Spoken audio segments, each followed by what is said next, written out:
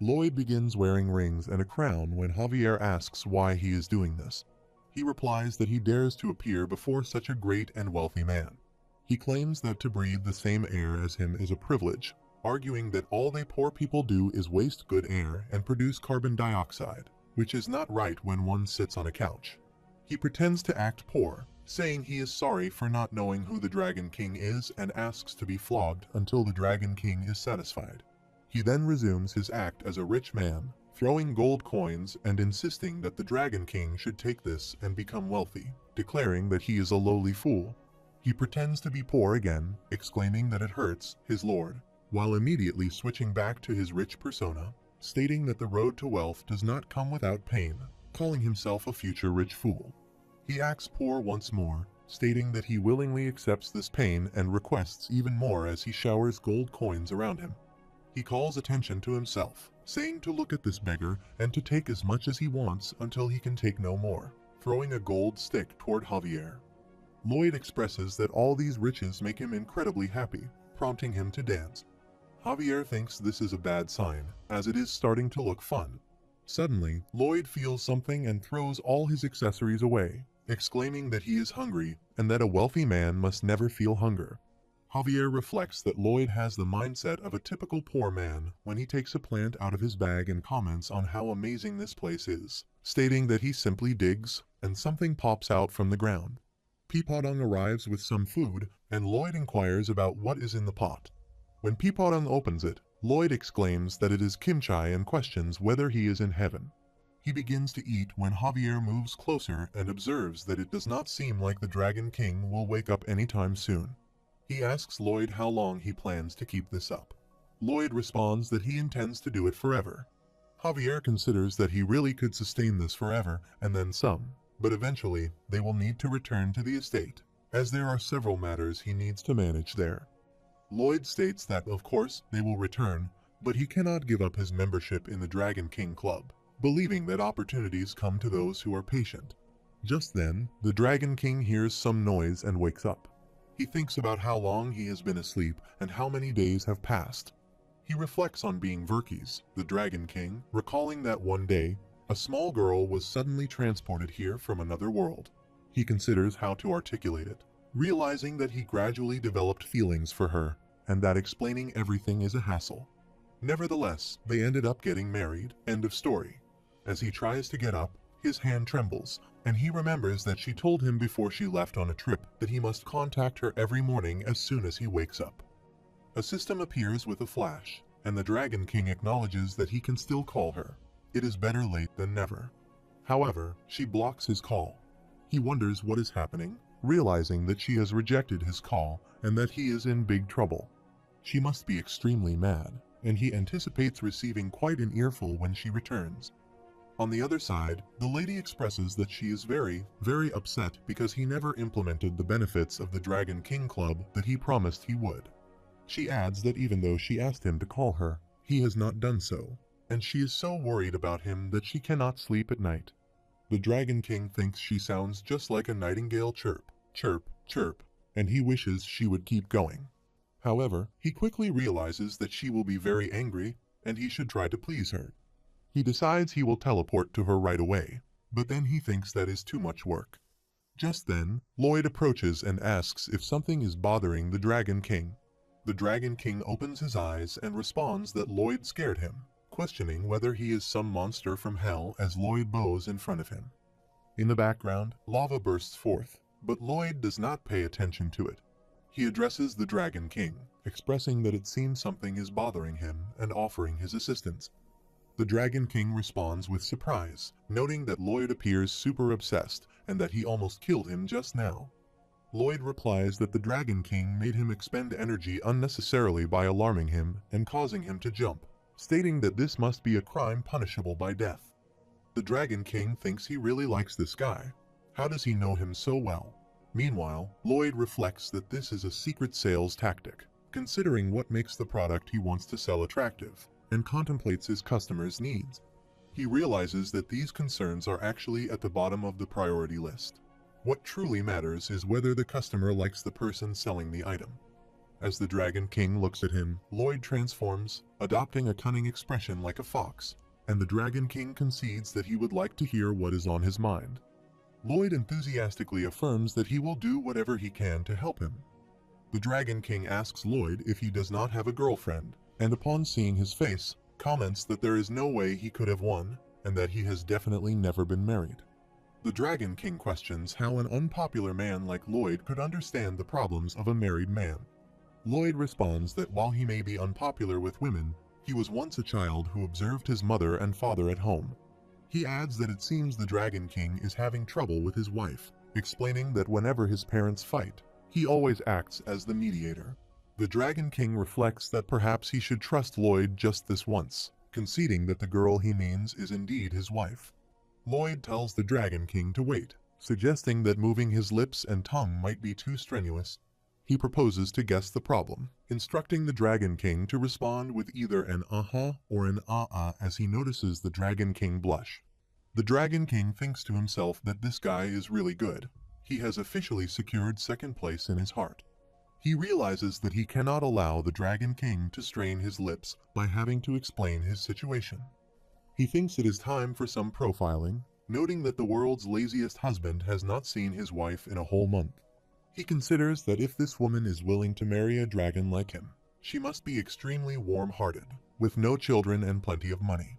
Lloyd comments that she must have left home for some reason and observes that Mrs. Dragon King did not ask him to do anything extremely degrading, such as housework. He wonders why a husband would do such a thing in his own home, concluding that she probably only asked him to call her every morning when he woke up for his health. He then inquires whether he forgot to do that, to which the Dragon King responds with an "uh-huh." Lloyd thinks this is remarkable. The Dragon King only has to grunt to provide an answer. Lloyd asks if he is worried about making up for this slip-up, and the Dragon King again responds with an "uh-huh." Lloyd further asks if the Dragon King is wondering what he can say to calm her down, noting that going to see her would be too much work, but he is afraid she will hate him. The Dragon King continues to respond with "uh-huh" for each of Lloyd's comments. Lloyd asserts that all of this can be resolved easily with one simple task as he slides his hand. The Dragon King gets up and asks how, while a cat observes him excitedly, declaring that the Dragon King has sat up, his body at a 15-degree angle. Lloyd raises his hand and explains that it is simple. He should come to lie down in the Frontier Estate, where he will gradually warm Mrs. Dragon King's heart. At the Frontier Estate, Bayern calls out to the laborers, urging them to hurry as they need to complete the repairs by morning. He instructs them to repeat after him, "safety first," which they all echo back. He thinks to himself that he is utterly exhausted. Muera approached with an updated list, explaining that they would need more apartments than initially planned. Bayern agrees, stating they should plan for another site. Just then, Greg arrives and informs him that the contracts for underfloor heating systems in the southern estate have been signed. Bayern replies that it's good news and says he will assemble a field team, instructing Greg to gather everyone. Another worker arrives, informing him of a leak in a smith's terraced fields. Bayern assures him that he will be there shortly, but before he can move, he is informed of additional issues. A bathroom in one of the residences is backed up. Pests have been found in the reclaimed lands, and sediment has accumulated in the sewers. To each issue, Bayern calmly responds that he will handle it. Finally, a young woman rushes up to him, reporting that Viscount Lacona is refusing to pay his water bill. Bayern decides he will address the matter personally, though he feels dizzy. He reminds himself that his name is Bayern, age 57, and that he serves as the Knight Commander of the Frontier Estate, handling a little bit of everything. Mounting his horse, he rides off to meet the Viscount. Upon arrival, the Viscount greets him with indignation, exclaiming how much longer he must tolerate such conditions, insisting he will not pay the water bill. He goes on, accusing Bayern of corruption and exploitation, threatening to bring the matter before the kingdom's legal council. Bayern, feeling lightheaded, remains silent. The Viscount continues, sneering at Bayern for coming to demand payment, asking if Bayern even understands whom he is dealing with. In response, Bayern quietly pulls a gleaming cubic device from his pocket. The Viscount, irritated by Bayern's refusal to leave, threatens to drag him out and scoffs as Bayern refers to the device as a mini-construction guideline. Bayern activates the cubic, which prompts the Viscount to scoff further. saying Bayern should inform Lloyd Fellow that he is not afraid of him. Meanwhile, Lloyd, observing through his own cubic, asks the Viscount what the issue is this time. The Viscount falls down, trembling, and declares he will provide the money. Bayern asks Lloyd when he will return and reflects that whenever Lloyd leaves the estate, the middle-aged man inches closer to death, no matter how much he offers to pay him. He considers that there is simply no way his body can endure this work any longer. As soon as Bayern quickly rides his horse toward Fronter's estate, the Viscount exclaims that Master Lloyd has returned. On the way, Bayern encounters Lloyd, who is carrying the Dragon King on his shoulder along with his couch. Bayern dismounts, approaches Lloyd, and, bowing before him, says he has been awaiting his arrival, pleading to grant this old knight his first and last request. He respectfully admits the work has become overwhelming and expresses his desire to resign. Lloyd responds with a casual denial, asking how much more Bayern wants, to which Bayern replies that he has amassed enough wealth and, even with millions more coins, his body cannot endure the strain. He humbly requests to be allowed to retire. Lloyd smiles as he passes by, but Bayern calls him Master Lloyd once more. Lloyd responds that starting today, Bayern's annual salary will be 3 billion gold. Bayern, realizing this may have indeed been about money, declares he won't let him down. The entire estate rejoices at Lloyd's return. As Lloyd sees his family and friends greeting him enthusiastically, he waves back, contemplating the warmth of the moment and realizing this place has truly become his home. He brings the Dragon King into a palace and tells him that each morning he will wake him up and call for the girl, or rather, his wife. Dragon King then asks if doing this will make up for not contacting her for a month. Lloyd replies that it certainly won't, to which Dragon King accuses him of deception, claiming he had trusted him. Lloyd assures him that this isn't about hiding his mistake. Instead, it's crucial for him to make a fresh start. He promises to call her every day without fail until she returns from her trip, showing her that he is now a genuinely devoted man. The Dragon King smirks and, moments later, begins snoring. Lloyd takes the opportunity to ask about the Dragon King Club membership. The Dragon King, irritated, tells him he's annoying, gestures for him to come closer, and shakily pulls out a pen.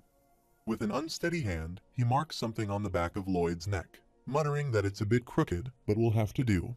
When Lloyd asks what it is, the Dragon King replies it's his bonus life, making him an official member of the Dragon King Club, then congratulates him and promptly falls back asleep.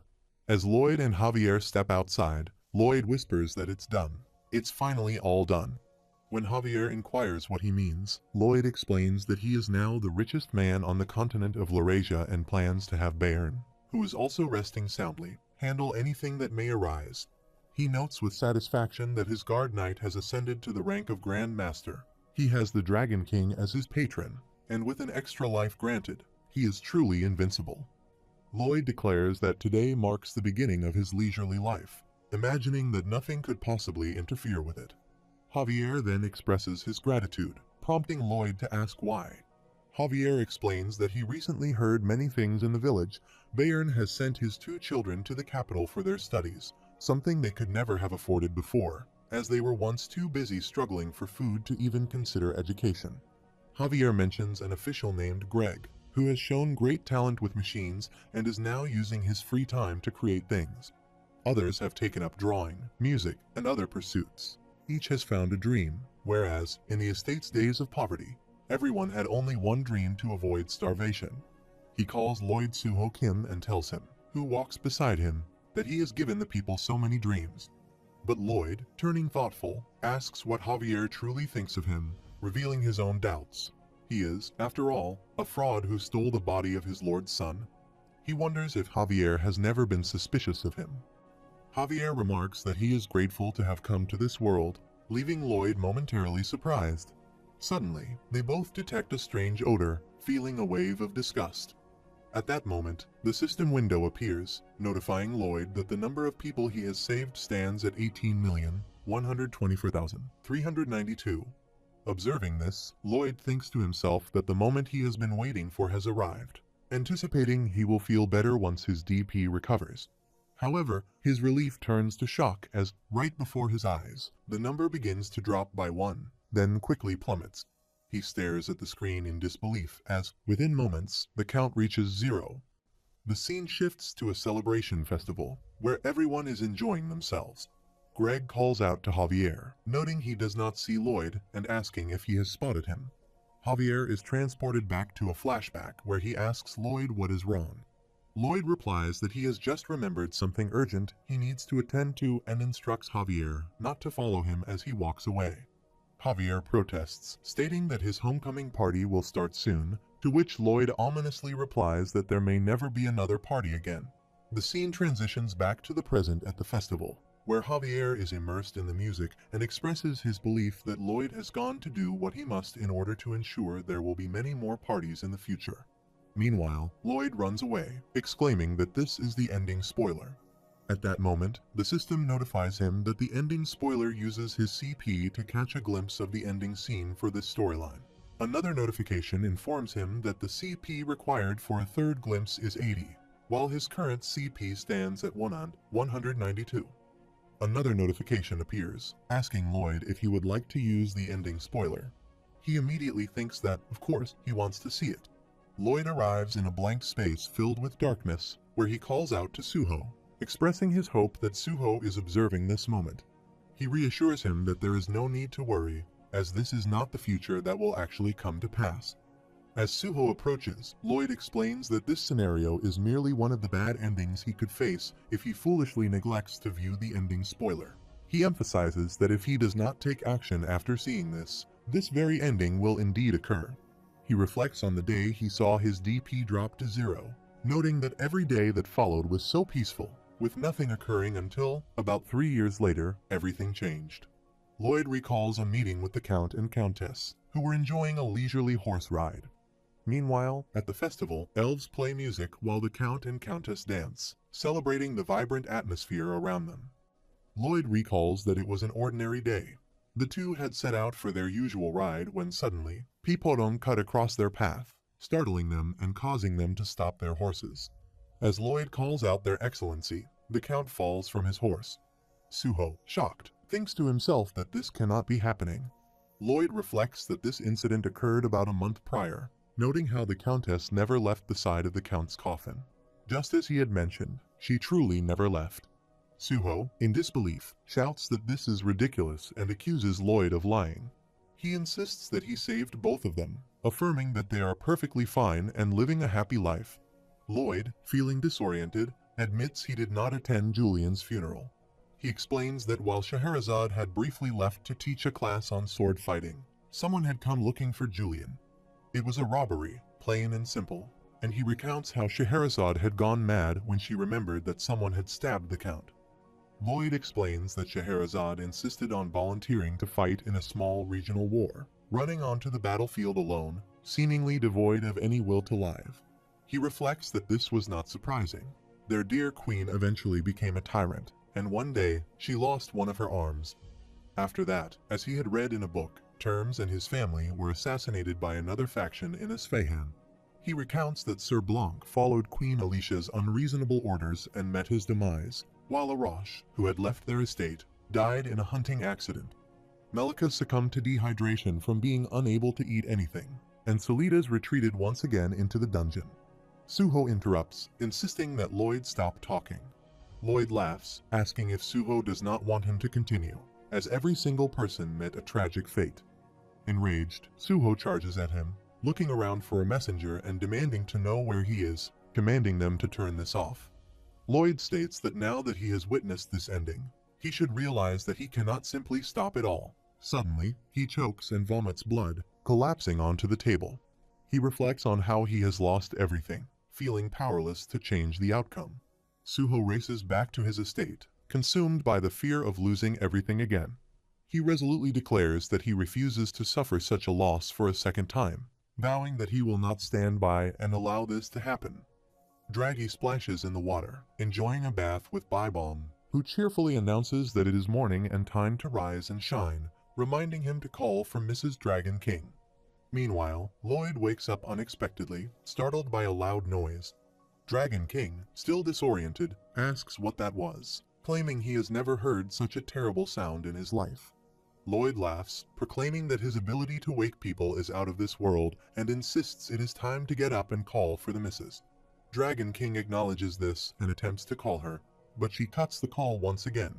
He sighs and declares that, regardless, today's homework is complete and wishes everyone a good day. Lloyd bids Dragon King to sleep well as he walks away, while Dragon King promptly falls back asleep.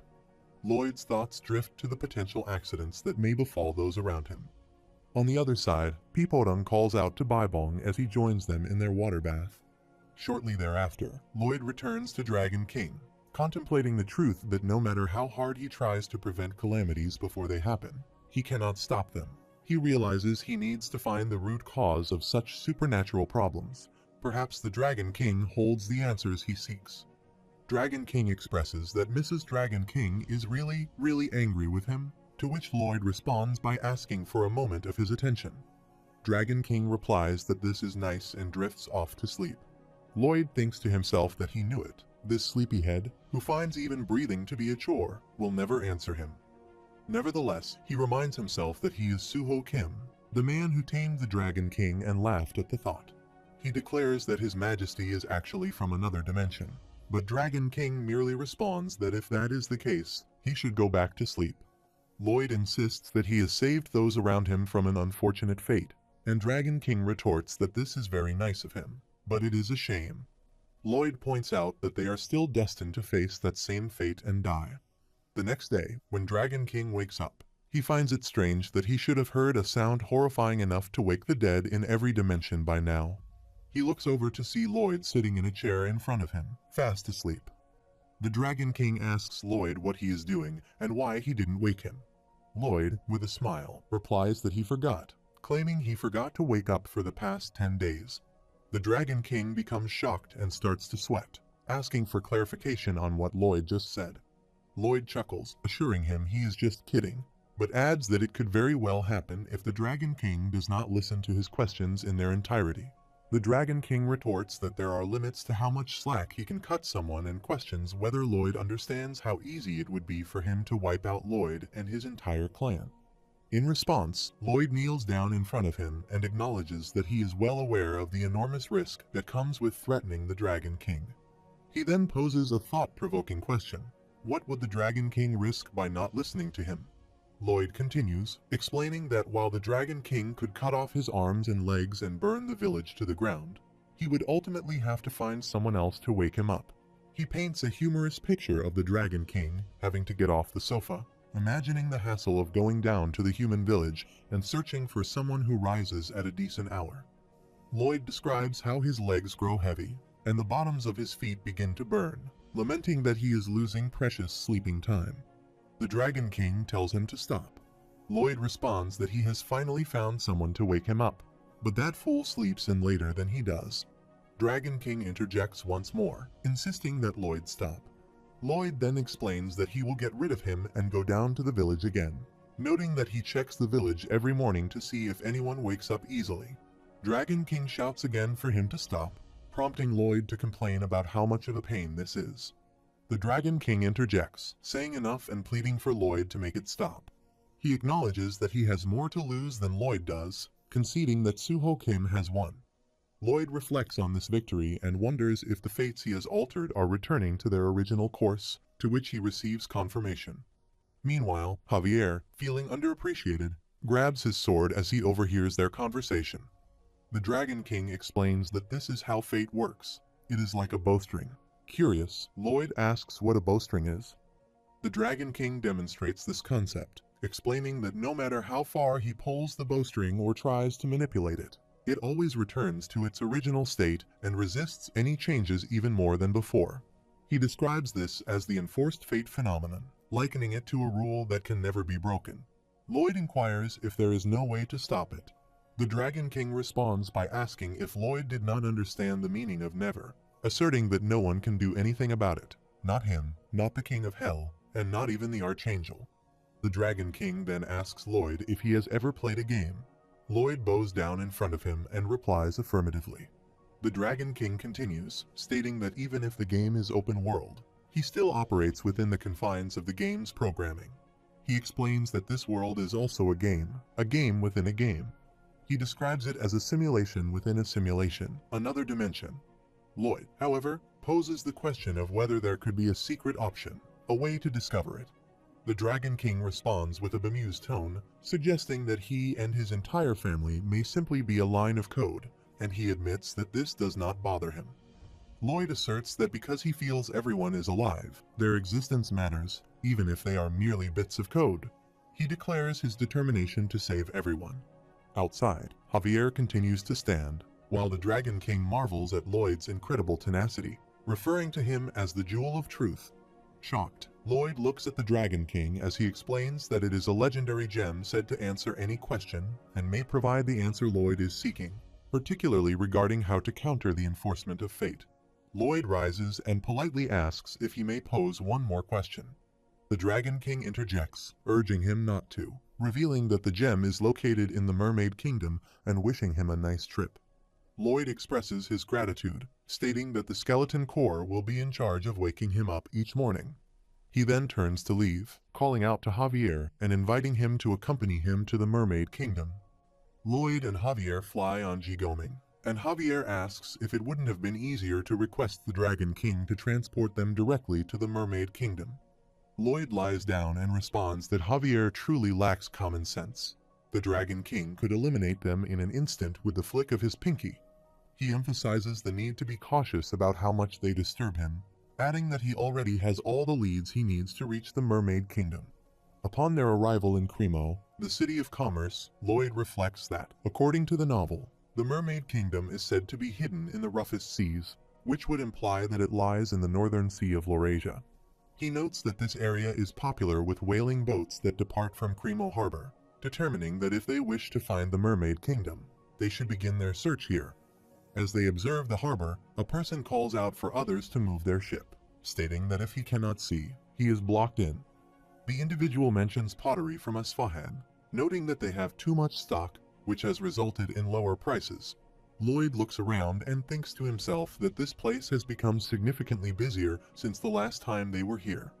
Lloyd reflects that, in the novel, the city becomes desolate after the Gigaton incident, with Count Cremo falling into despair after healing Javier.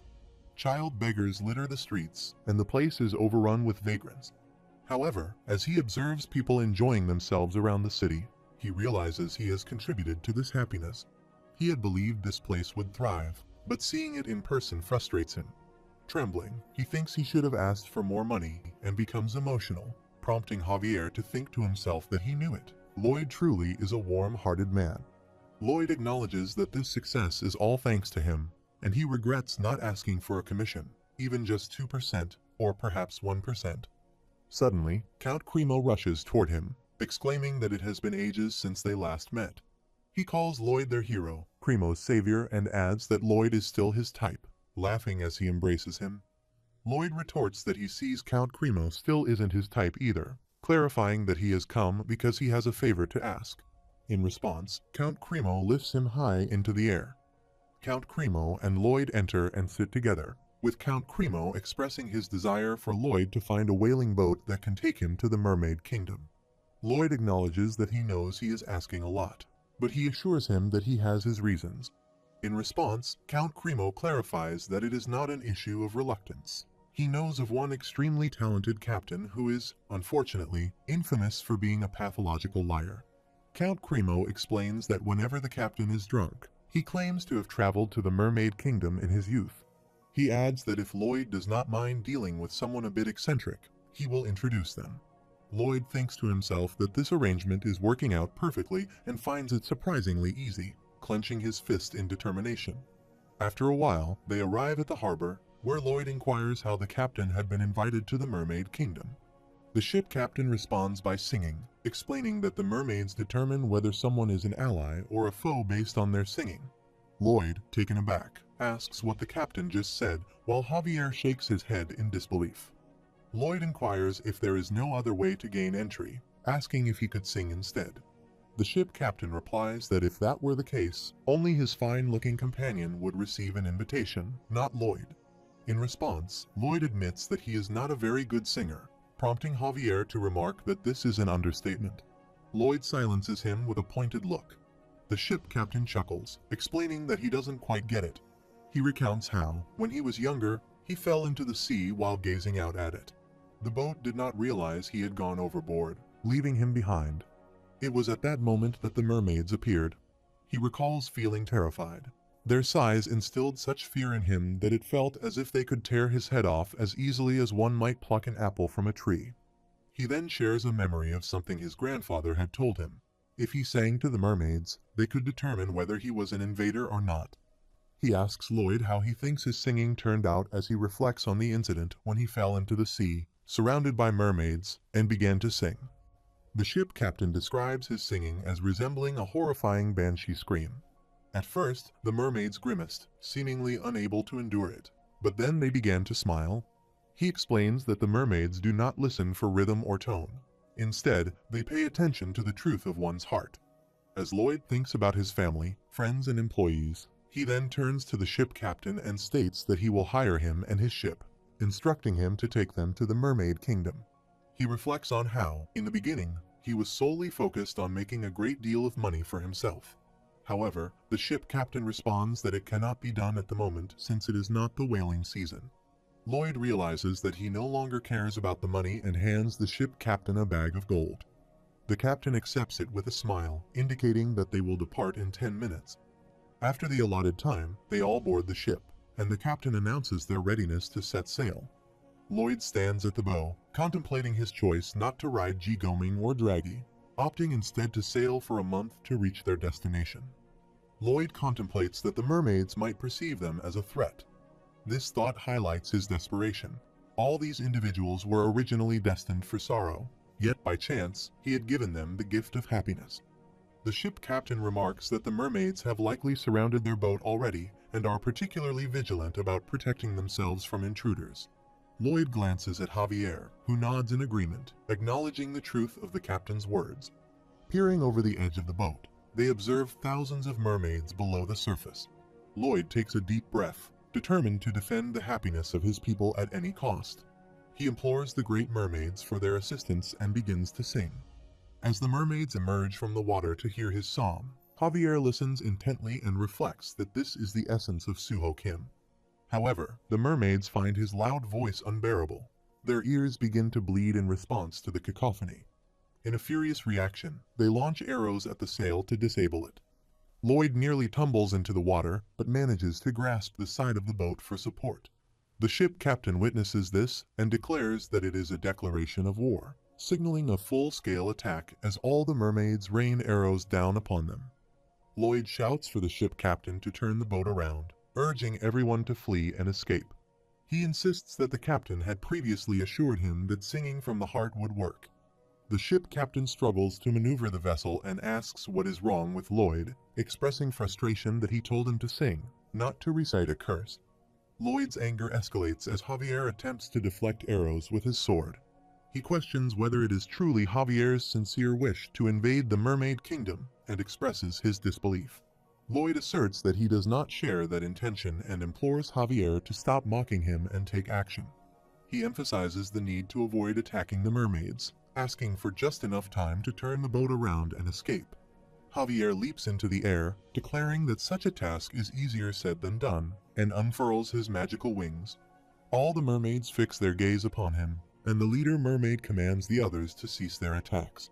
She points toward Javier, and, to Lloyd's shock, the mermaids express their admiration by forming hearts with their hands. The leader then announces that he may enter. Overwhelmed by the scene, Lloyd begins to cry and thinks, for crying out loud, to hell with all of them.